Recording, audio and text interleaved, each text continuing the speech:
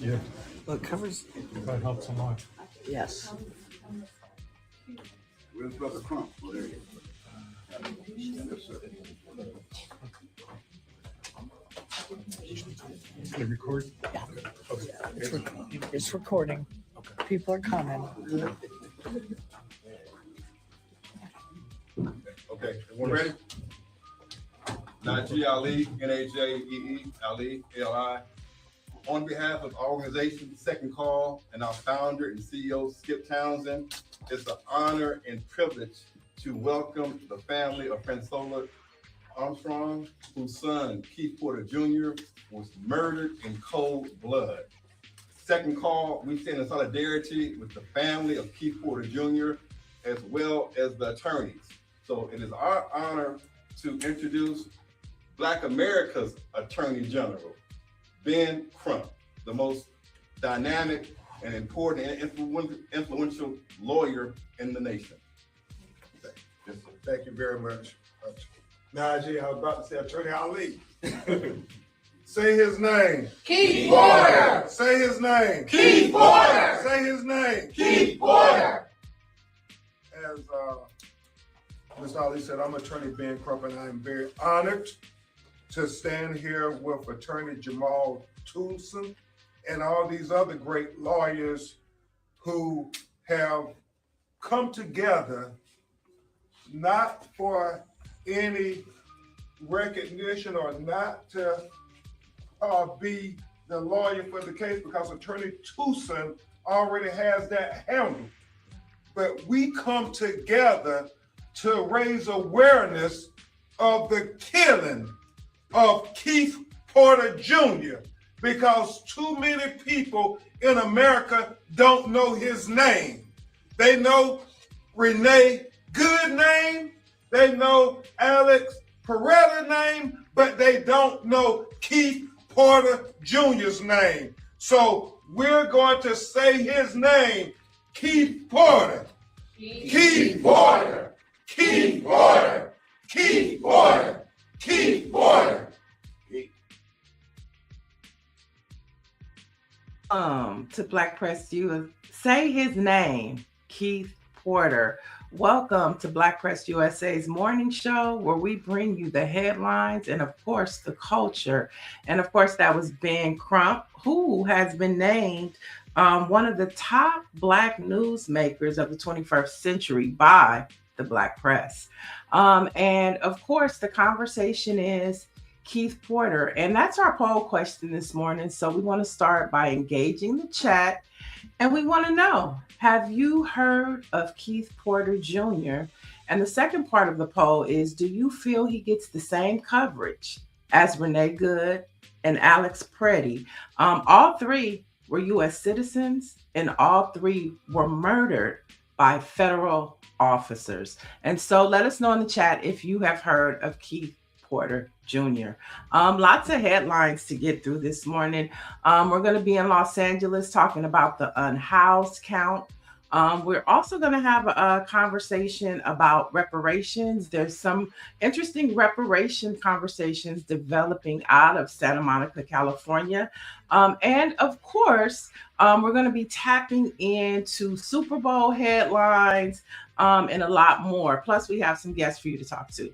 Don Romero says no, he hasn't heard of Keith Porter's name. And so good morning, everybody, and welcome to the chat. So the poll question is, if you're just chiming in, have you heard of Keith Porter Jr.'s name? We have some breaking and developing news that we want to tell you about. According to several news sources, U.S. military has been installed in Nigeria. Now, this is according to a top U.S. commander for Africa.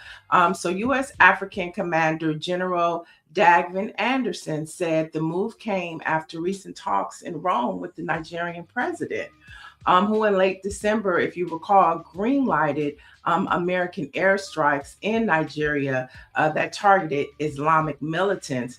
Now, the commander Anderson said, speaking during a virtual news conference on yesterday, that the Nigerian president did agree that both countries needed to coordinate their efforts. So that is a developing story that we will continue to monitor as we look at this Trump administration just going into different lands.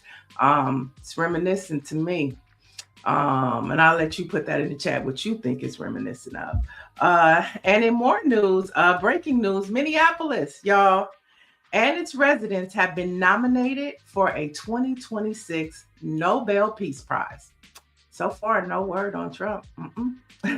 Now, of course, this is amid the ongoing tensions in Minnesota over the actions of ICE. And this is the first time in Nobel Prize history where an entire city had ever been nominated. So, we continue to pray for Minneapolis. But I wonder how, that guy on Pennsylvania Avenue is feeling right now. Now, he might not have been named in the Nobel Peace Prize nominations, but, according to several redacted papers, he's definitely all up in the Epstein file, but everybody else is coming out randomly but his name.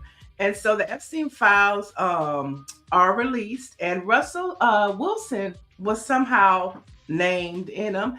And he tweeted and said, "Not today, Satan," as he addressed his name appearing in the Epstein files. And so he posted, "Nope, absolutely not. Not today, Satan. Some random plane broker tried to sell me a plane. I had no idea whose plane and never bought the plane. Never talked or met the man, thank God." So Wilson was mentioned in the Epstein files, but it was by a pilot in 2019 who was trying to sell him an Epstein plane. And so you see how all of these random conversations are coming out, but the one person whose name is allegedly all through it, just no mention. So we'll continue to follow the Epstein files and figure out how things are connecting the dots and tying back to Donald Trump. And of course, if you know, on the Hill, there's still conversations about the Clintons coming to testify. And so that's still on the table. And so we'll keep you posted about that. But let's talk some HBCU headlines. And we have an update to the HBCU story we told you about regarding Tuskegee University basketball coach Benji Taylor being handcuffed at a game between Tuskegee and Morehouse. So joining us to discuss Black men in sports leadership is civil rights attorney and the former president of the Georgia NAACP. Welcome, Gerald Griggs. Good morning. How you doing? Good morning. Thank you for taking the time. Anytime. So I know we don't have a lot of time, so I'm gonna get straight to it. For our viewers that don't know, can you give us a brief update as you are one of the attorneys representing the coach from Tuskegee? Can you give us an update or brief overview of what actually happened at that basketball game? Yeah, so Coach Taylor was coaching college basketball, his team at Tuskegee. They were playing Morehouse.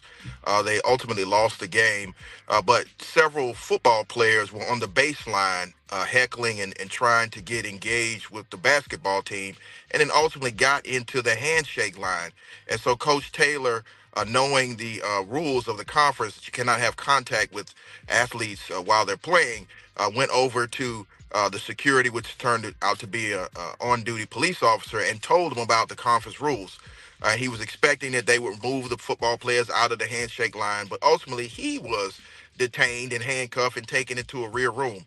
And so we have been retained, myself and Harry Daniels and a couple other attorneys, to represent Benji in the unlawful detention that happened to him on Morehouse's campus last Saturday.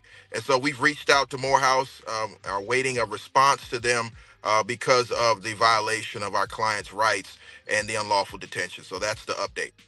Now, the SIAC, so I went to Grambling, so I'm in the SWAC, but this is the SIAC. they responded. Can you give us an update on what their response was? Yeah, their response was in full support of the coach and the conference rules. So they fined Morehouse an undisclosed amount. They released that statement about 2 days ago that they found that there was a violation of the conference rules, which was exactly what our client was trying to get law enforcement to understand. And so they fined Morehouse an undisclosed amount. Now, Coach Taylor said he felt violated and heartbroken that his family and players had to see him treated like a criminal. So, how are you calculating the damages of professional humiliation for a Black man in a leadership position like that? Yes, I mean, this will follow Coach the rest of his career. It's been seen by millions upon millions, the video of him being taken out. It was also seen by thousands that were in the arena. So we are taking into account the professional harm to his reputation as well as the humiliation. He is the first collegiate coach ever to be arrested on the court. And so all that is going into the factors of our outreach to Morehouse, but the ball is in Morehouse's court. So we're not looking for a number. We're looking for his name to be cleared. We're looking for his reputation to be unharmed. And so it's incumbent upon Morehouse. And we all know the history of Morehouse. They're one of the central schools that is responsible for the civil rights movement. But here we are having civil rights being violated on their campus. So it's incumbent upon them to get in touch with us so we can clear Coach Taylor's name. And you're speaking of HBCUs that we love dearly. But this happened at a classic rivalry, like when we see the Bayou Classic, right? Grambling versus Southern.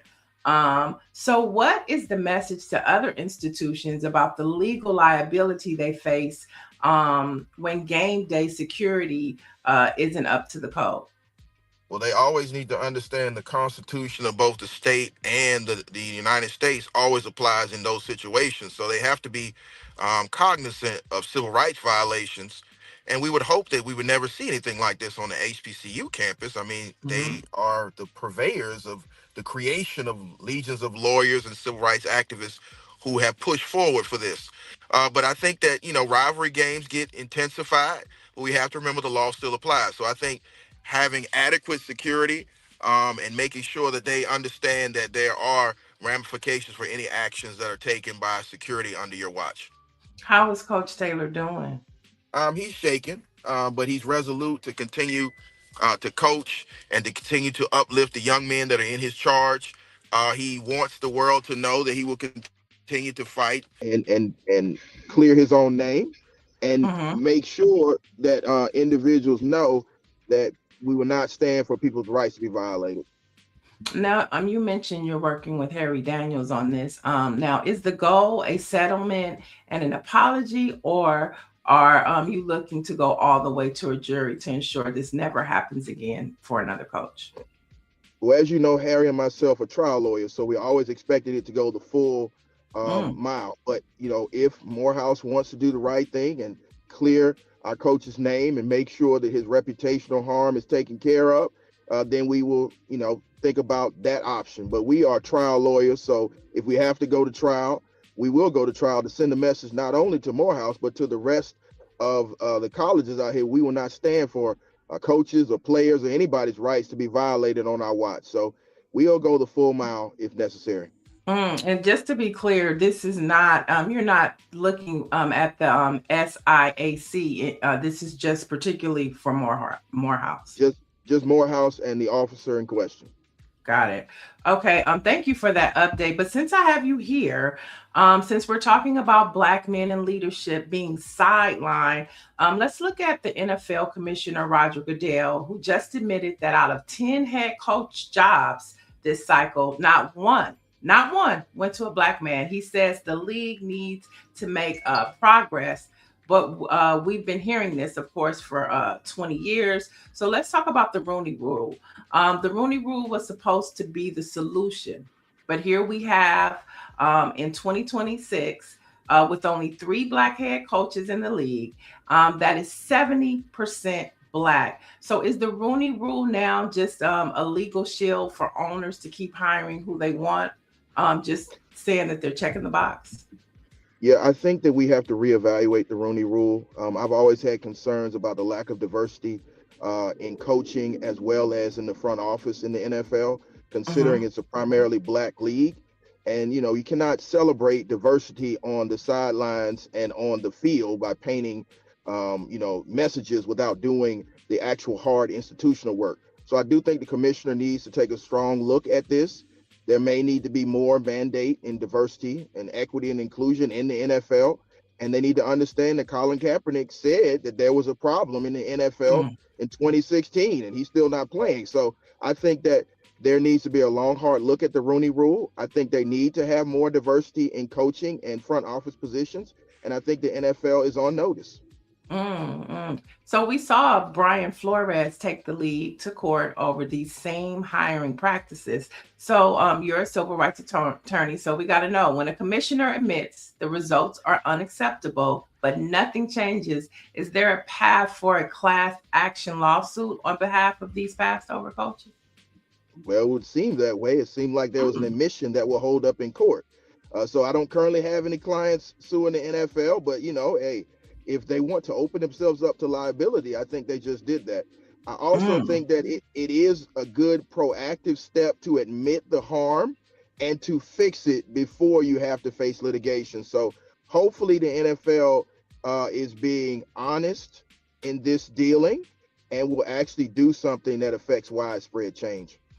Now, you said honest, but they just recently paused their accelerator program, which was designed to get minority coaches in front of owners. But they canceled it, citing the political climate. So is the NFL caving to the anti-DEI pressure at the expense of Black talent?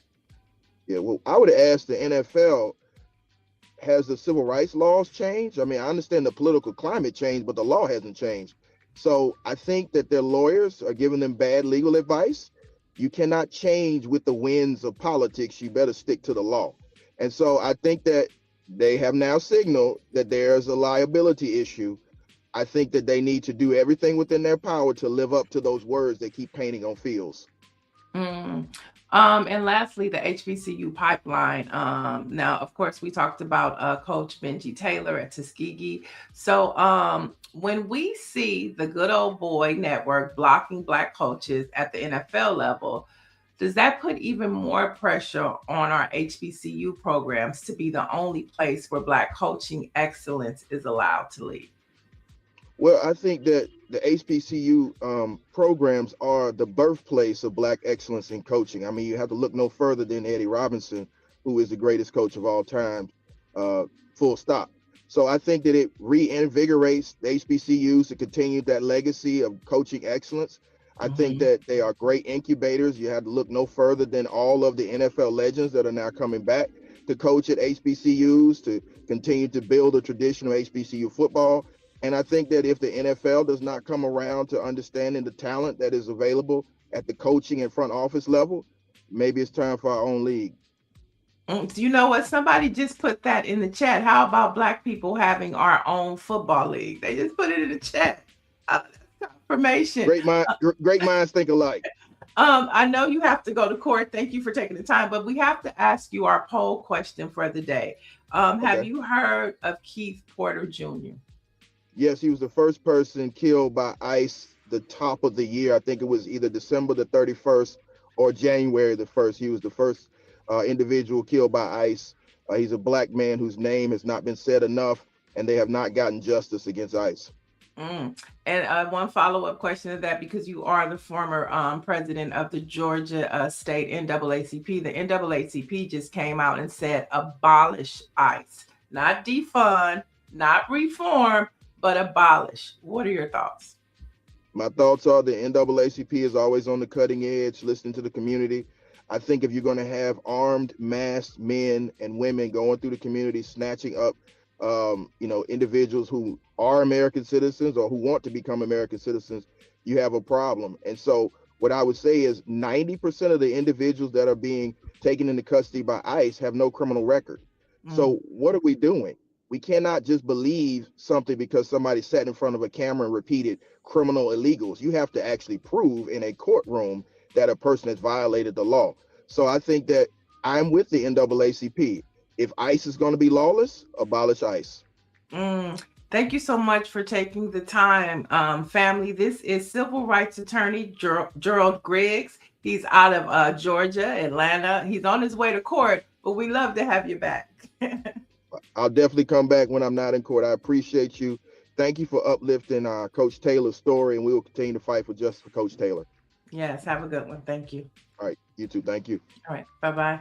So let's head from Georgia. Let's head to Los Angeles. We have a full conversation for you this morning about what's happening. Let's start in Santa Monica, California, who has approved an historic $3.5 million in reparations. Now, in a unanimous 7-0 vote, the Santa Monica City Council established one of the nation's largest locally funded restorative justice programs. Now, the 3.5 million fund aims to address decades of discriminatory housing and exclusionary policies that displaced Black residents, including the descendants of the historic Ebony Beach Club. It's just like Bruce's Beach. And remember when they got rewarded because the land was taken? So this is the same. Now, this initiative focuses on supporting descendants and residents harmed by past city policies, such as the construction of the I-10 freeway through Black neighborhoods. Now, I know the question is, where does the 3.5 million go? Who does it go to? How is it going to be distributed? So they did release some information. So the focus areas for the funds are aimed at housing assistance, economic development, and other initiatives targeting families displaced, right? How they plan to implement it. The city will establish a framework to identify eligible beneficiaries and define specific actionable reparative measures. So that's what's happening. Some real, passing out of reparations for those that were affected, by these systemic practices in our nation. And so let's head down to, let's talk about the homeless count. So Los Angeles annual homeless count is still underway. It happened last week, but now they're counting. And advocates say there's one population that's especially hard to get an accurate count on, and that's families. So homeless services providers say families don't usually experience homelessness out on the streets. Instead, they are more likely to be living discreetly in their cars, in motels, and with other, families. So providers worry they'll see more families struggling with homelessness, with funding cuts to service systems, and that's thanks to the federal government. So here's why all this is important. The 2026 Greater Los Angeles homeless count is essential because historically, the unhoused in Los Angeles represent 30 to 40% of African Americans. Okay. That we represent 30 to 34% of the unhoused population. But the problem is African Americans only make up 8% of the community here in LA. So if we're 8%, but we make up 30 to 34% of the unhoused, that is a serious crisis. That is a pandemic, an epidemic, and all of the above. And so we're waiting on our next guest, Chris Martin, who is running for city council in Los Angeles. And that community is unhoused with a high population.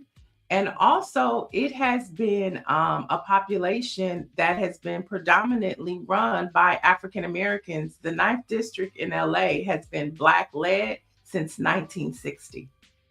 And he is the only Black person running for that office right now.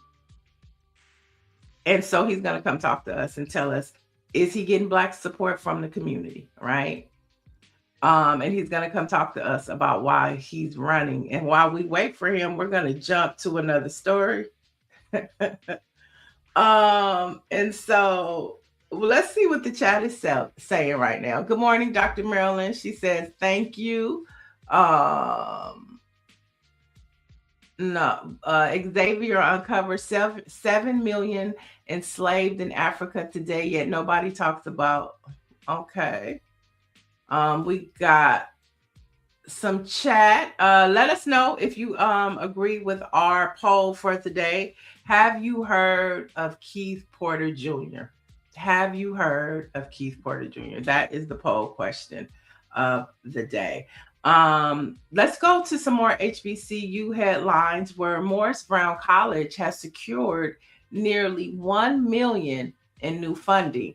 Now, this is through a combination of private and public support, including contributions from ATL rapper T.I.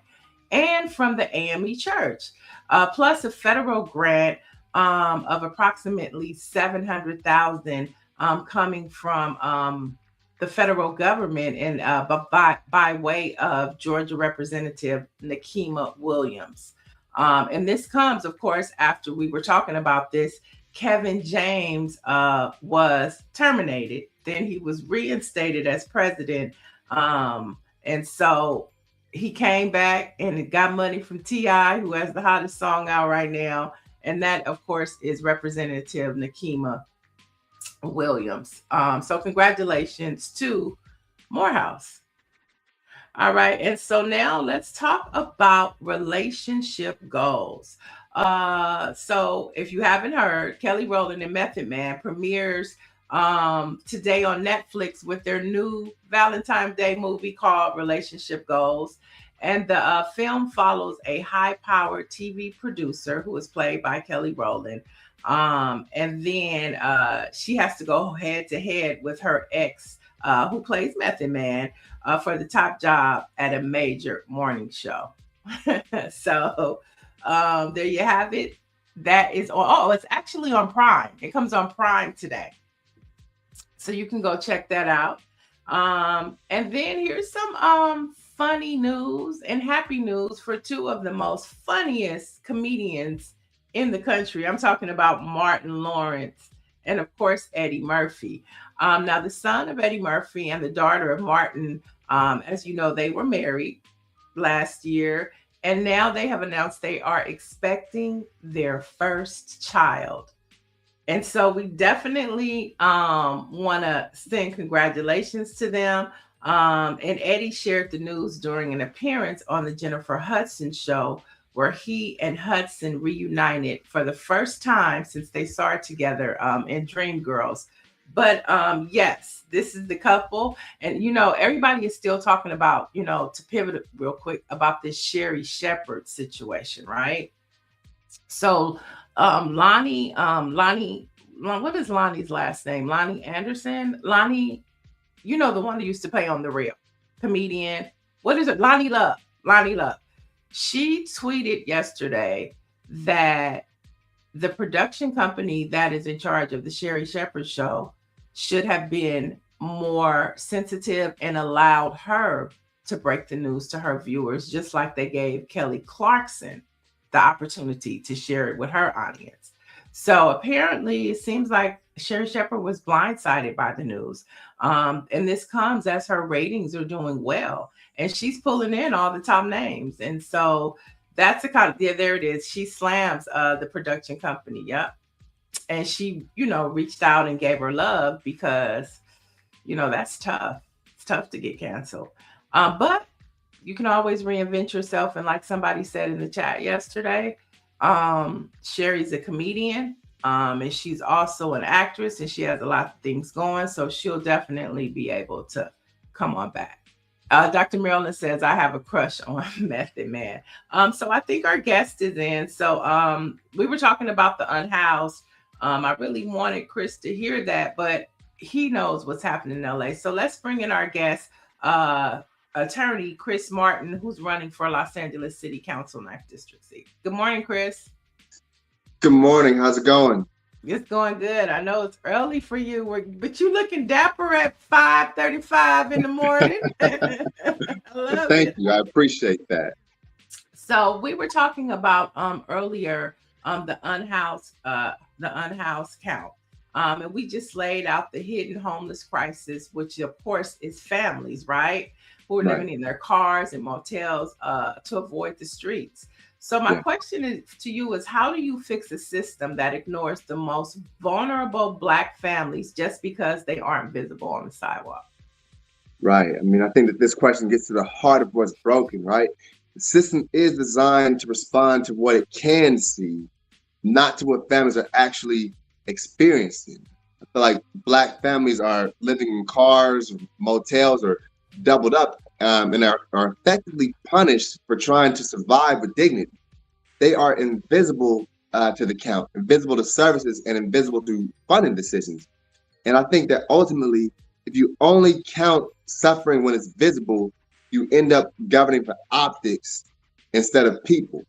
And as council member, I would push for the city to formally recognize family homelessness as a separate category with outreach strategies that don't rely on sidewalk counts, but on partnerships with schools, child care centers, faith institutions, and motels where families already show up. I think that ultimately families shouldn't have to fall all the way onto the street to qualify for help. So, Chris, how old are you? If you don't mind me asking. How old do I look? Maybe 29, 30. I'll take it. I am 37. Oh, you're 37. Okay, so you're 37. And explain the makeup of a Los Angeles 9th district. Explain what that area is. Sure. The 9th district is where it all began for Black folks in Los Angeles, dating back to the 1940s with the rich, jazz history. This was the place where, particularly on the east side where I'm born and raised, over by Phillips Temple, where we go to church, right? Mm-hmm. Black folks had to live on the east side, no matter how rich or how poor the community was back in the 1940s and 50s. And the community thrived because of that, right? Because restricted covenant prevented people from being able to move further west, right? But as soon as those restricted covenants were lifted, a lot of the Black families who could afford to move west did. And, it did kind of leave, the 9th district in a place where it's not as it's not doing as well as it used to because of that, Right. And I think, it's important to establish, what the 9th district is in LA. And you brought up the jazz festival. The jazz era. The historic Dunbar Hotel is there where you could see, Dizzy Gillespie. You could see Duke Ellington. So everybody was in on Central Avenue as far as the Black community. I think it's important to highlight the Los Angeles Sentinel newspaper was established on Central Avenue in 1933. So the Black press was there. When we talk about celebrating 199 years, the Black press was on Central Avenue. And so the makeup of, that area in LA has changed. It's predominantly Latino now, keep it 100. But the seat that you are running for has been held by a Black person since 1960. Okay, that's a long time for a Black person to hold that seat. How has the Black leadership in LA received you as a candidate? Are you having support? Are people taking conversations, or are they just going with the other candidates? People are taking conversations, but I think that deals have already been put in place to give up the seat long before those conversations are had. And like you said, the community itself is majority Latino, but the majority of the voters have always been Black and still are Black, which is why we've always had a Black city council person there in this district, or here in this district, since 1960.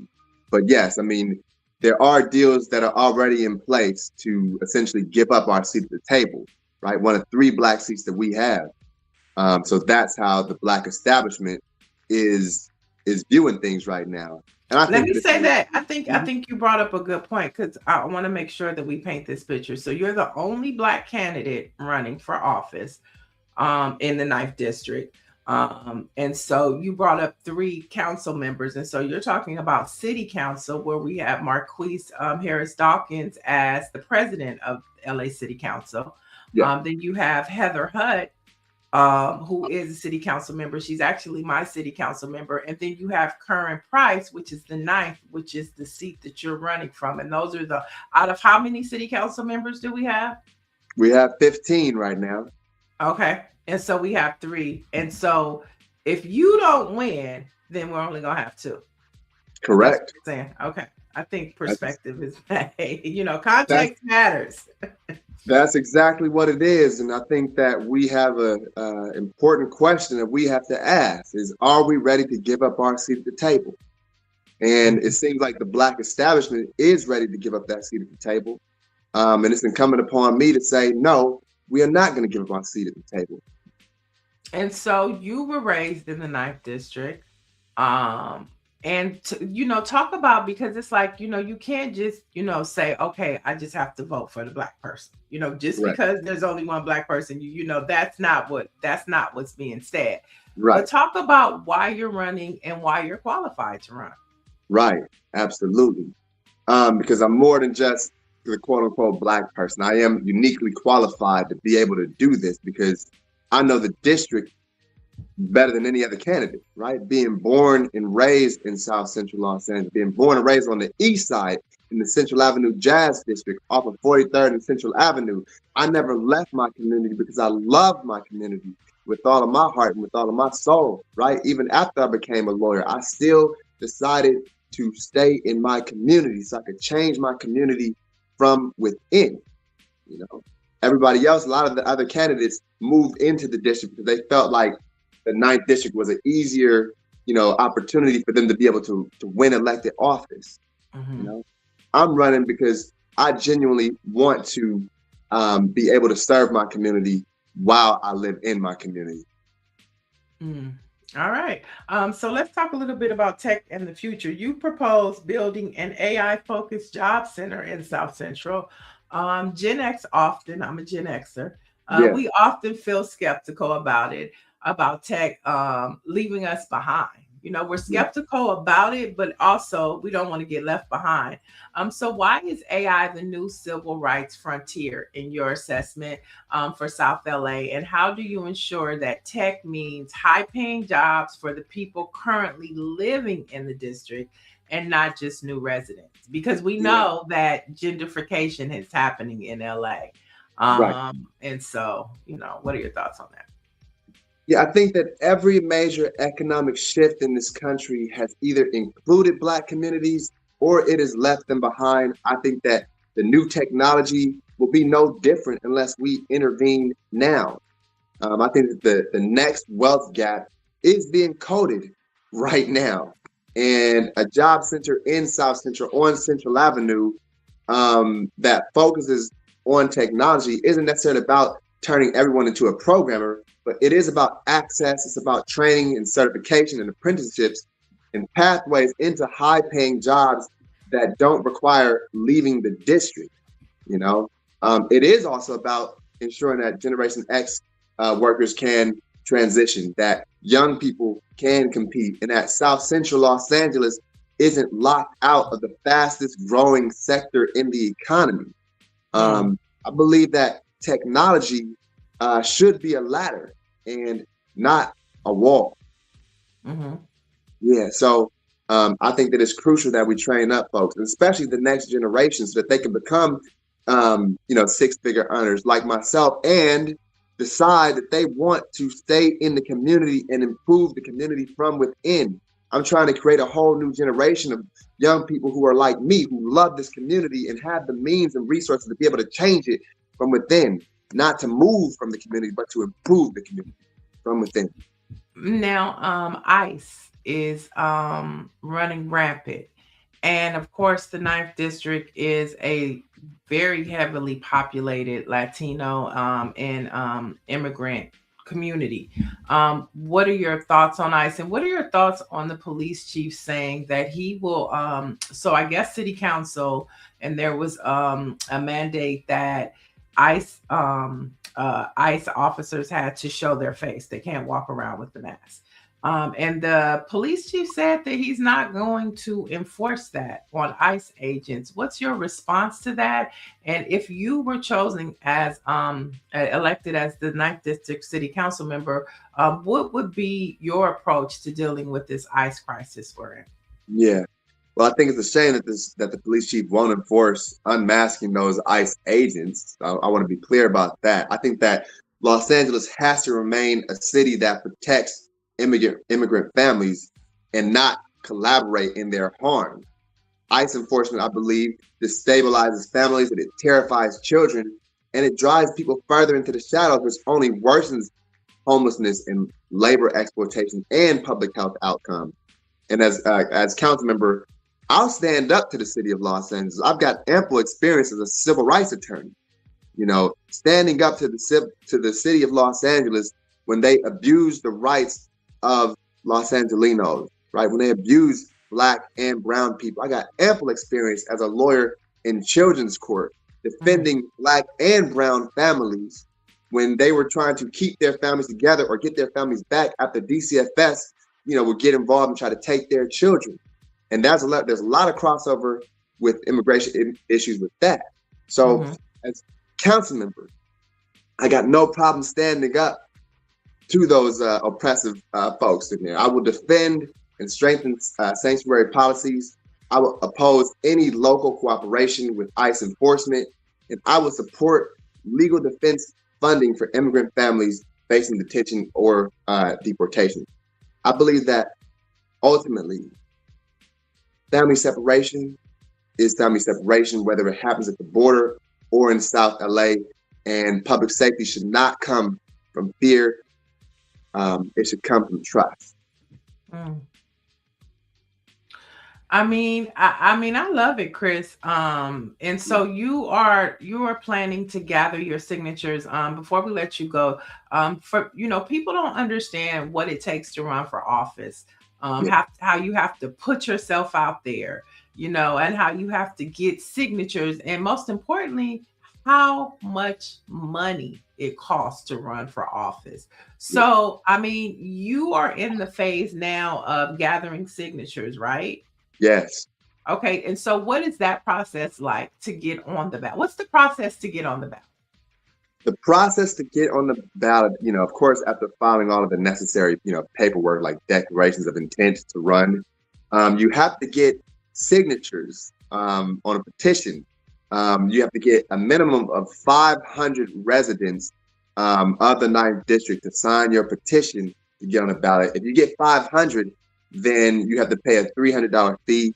If you get 1,000, then you don't have to pay the $300 fee. So I'm shooting for over 1,000. I'm gonna be out here on February 7th from 10 a.m. to 1 p.m. at Phillips Temple, my home church, located 971 East 43rd Street in Los Angeles, in South Los Angeles. And I welcome everybody to join me. Okay. All right. Well, we wish you the best. The primary is June 2nd, this year. So make sure you're registered and ready if you're in LA. And so thank you, Chris, because we're going to be talking to a lot more what it means to be young, gifted, and Black candidates that are running for office on a local and state level, because I'm always one to say is that real change happens on a local and state level. So thank you for waking up and taking the time to join us this morning. Absolutely. Right. I'm following the footsteps of Gilbert Lindsay. The humble janitor who went from sweeping the floors of City Hall to becoming the first and longest serving Black city council person in Los Angeles city history. That is the legacy that I'm walking in, and I'm looking forward to y'all's support. Thank you. I love it. That's one of your Black history facts for the day. Say his name one more time. Gilbert Lindsay. Oh, and I didn't ask you before I let you go. I didn't ask you our poll question for the day. Have you heard of Keith Porter Jr.? Yes, I have. I have met the family, and it's just ICE is out of control. ICE is out of control, and my heart goes out to them. I see the family every Wednesday, and I'll be seeing them later today. All right. Somebody, Orange says, picking and choosing on what laws to enforce is a cause for removal without pay. Mayor Bass, I am a supporter of you, but if you let this happen, you will lose your reelection. Oh, that's somebody in the chat. That wasn't for you. All right. Thank you, Chris. Take care. All right. Bye-bye. Nancy Wall says, why should they be allowed to mask and the local law enforcement doesn't? I don't understand why they are united. David Youngblood says ICE is out of control.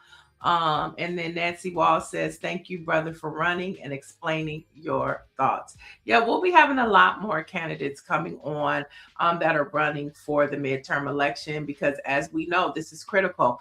We're going to have a conversation tomorrow about Donald Trump trying to nationalize elections. That's what we saw the start of when we saw them taking those boxes out of the Fulton County elections office. And they said it was something bigger. So he's now starting this week to say that he wants to nationalize elections. So we're going to have a conversation about that. And so midterms are critical. They're important. And the Republicans and the Trump and MAGA, they're scared. And so now they're also talking about, I think Orange G put this in the chat earlier, the conversation of Stephen Bannon saying that ICE will be at the election voting sites.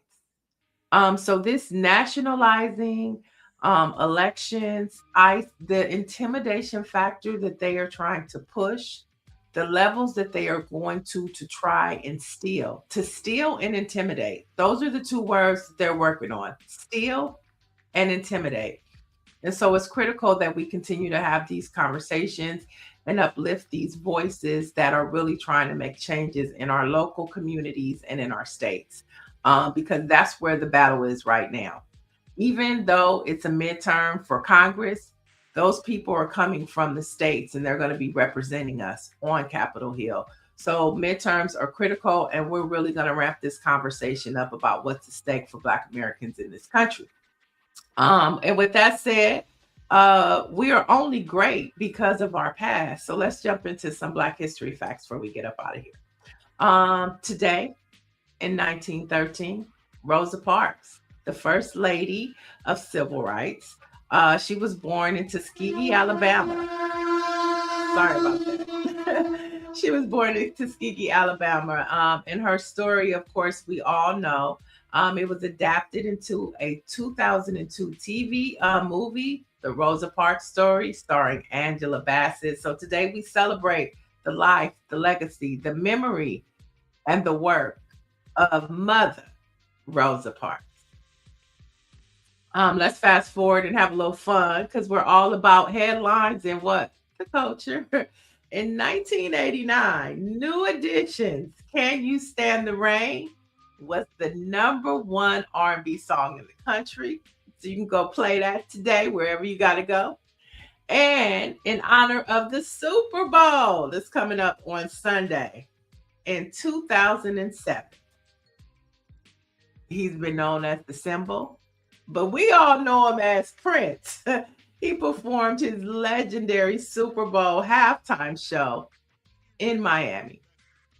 So we hope you've been informed, entertained, because we do this for you. It's the headlines, it's the culture, it's Black Press USA. So for the latest in Black news, visit blackpressusa.com, and we'll see you tomorrow.